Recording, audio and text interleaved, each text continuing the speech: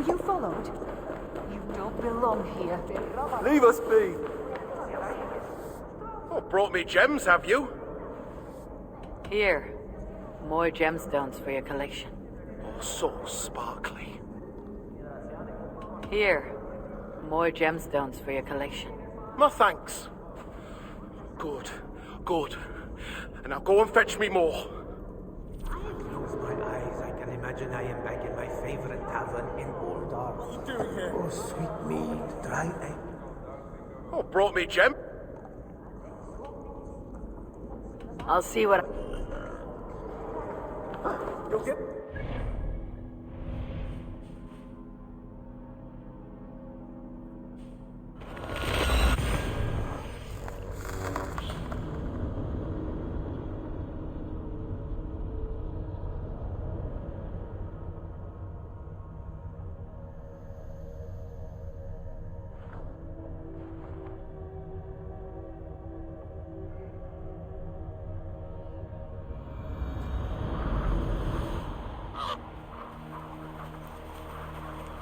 The wolf is coming, brothers and sisters. It finds us all in the end. No matter how we hide, in its jaws is an end, or a beginning. And we will never know which till the last black bite.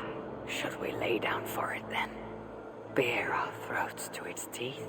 Or fight, with every sinew in our bodies to hold it away, knowing always that our strength must fail, and the wolf will take us. I know only this.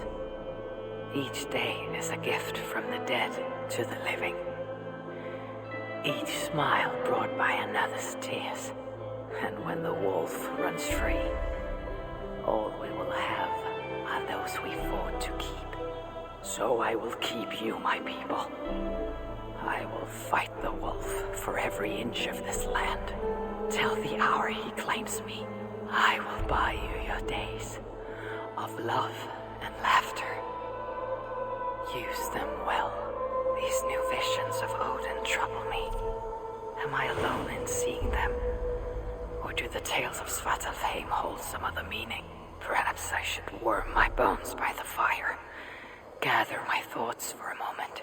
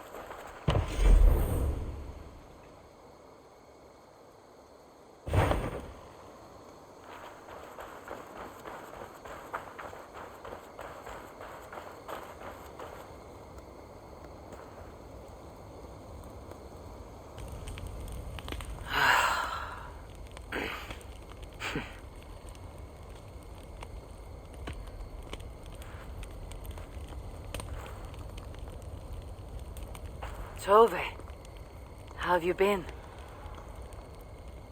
The fire made me think of the myths and legends Sven loved.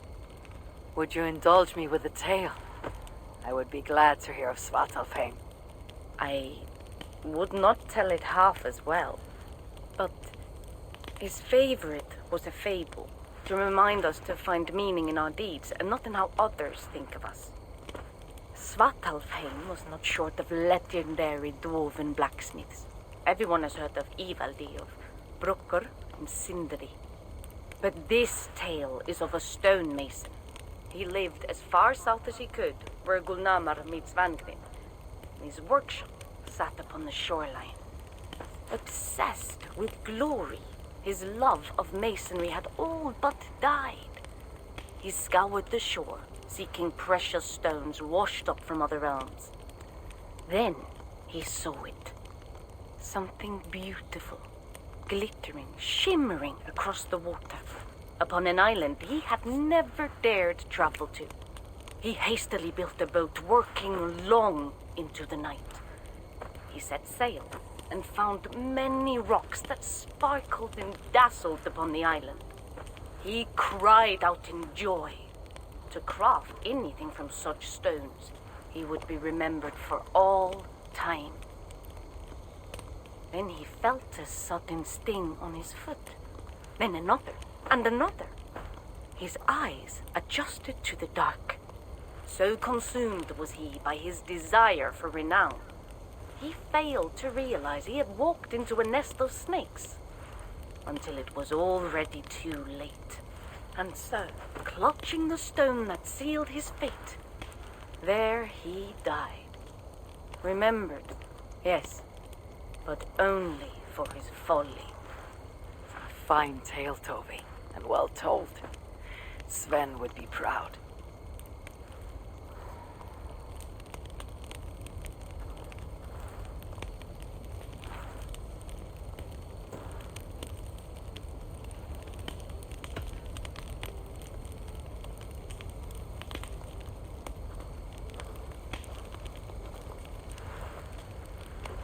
You and Richard well?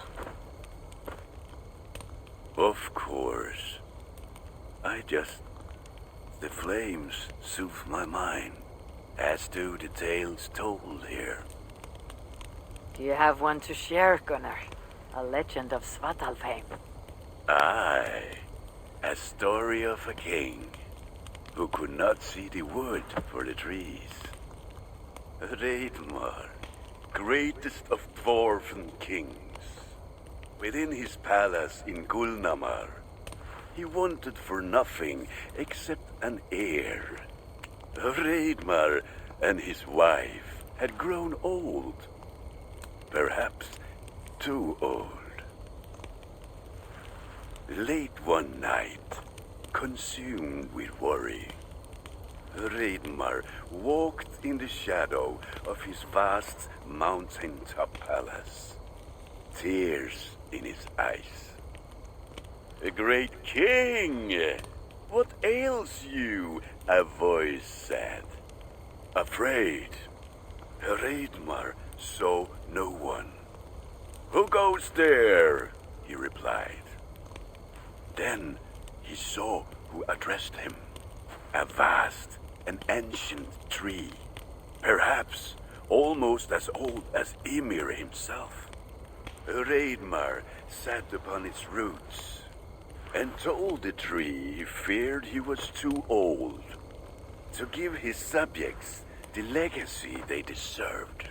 The tree was so moved, it wept and offered its tears to Reidmar.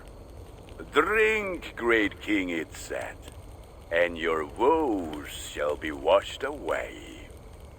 Reidmar observed the grass, the meadows, the leaves of the tree. His subjects' happiness could be seen in how they cared for the land. His legacy was all around him. Reidmar felt at ease, realizing he had everything he needed, and asked that the land receive the tree's gift instead. The tree's happy tears flowed evermore, enriching the land. 9 moons passed, and a baby's cry rang through Reidmar's palace. Long would dwarves place gifts in the weeping tree's roots, in memory of Reidmar and his kindness that shaped all he touched. All things happen when they should, old friend. I hope so.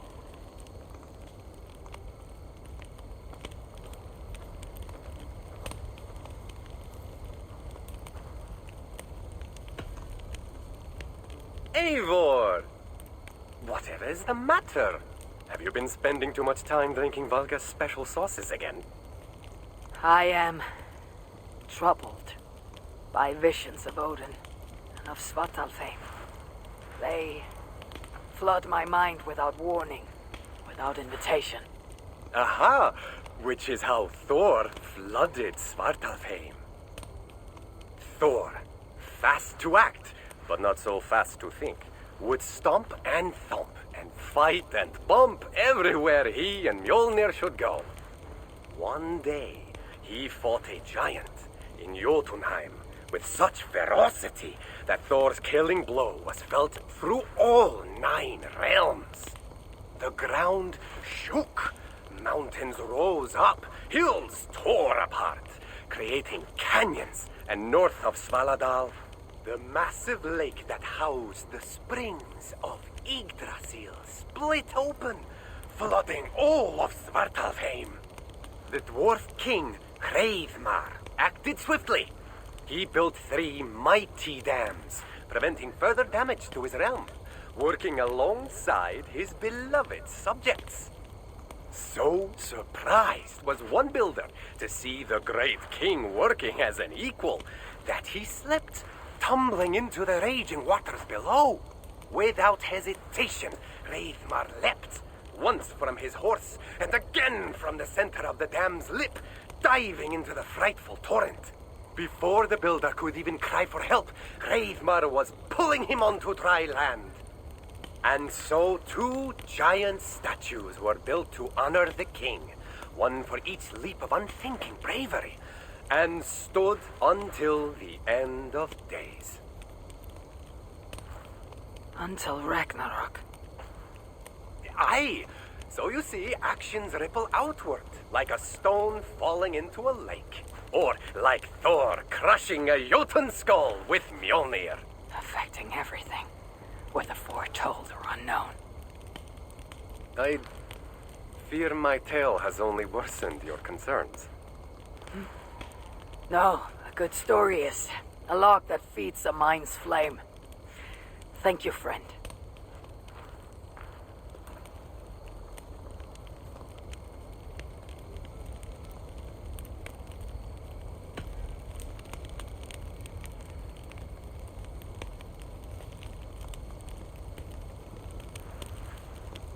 I hear you seek tales of Svartalfheim. You are not alone in your glimpses of the Aesir. You have seen them too. No. Only the power the visions hold, and their effect on those once held dear. You speak of Sigurd. Do you want my tale or not? There was a dwarven miner who cared only for his work.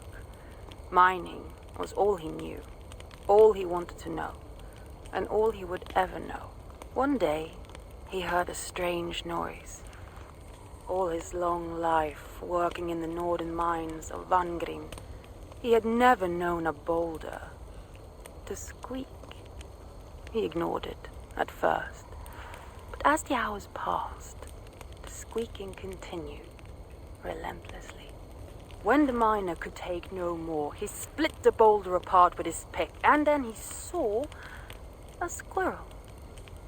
Until now, pinned by the boulder, afraid and tired, the freed squirrel climbed into the miner's long beard and slept for 3 days. When the dwarf awoke the next day, he found fruit and nuts waiting for him. A gift from the squirrel, the first the miner had ever received. Finally, the miner had a friend. The squirrel led the dwarf to a stone hill within a lake. There, the dwarf would fish for supper, while the squirrel played in the trees. One night, watching his fishing line, the dwarf drifted off to sleep, smiling, enjoying the happy squeaks of his friend above. When the sun rose, its light did not find the dwarf, for he had turned to stone, his short-lived bliss captured evermore. And the squirrel? It never left his side, hoping his friend would awaken, just as the miner had waited for the squirrel to do the same. Sigurd. is not lost to us.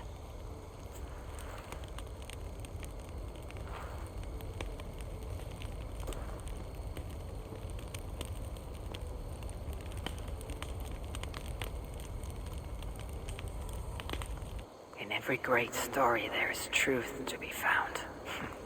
I wonder what could be found in Svartalfheim in the place they spoke of.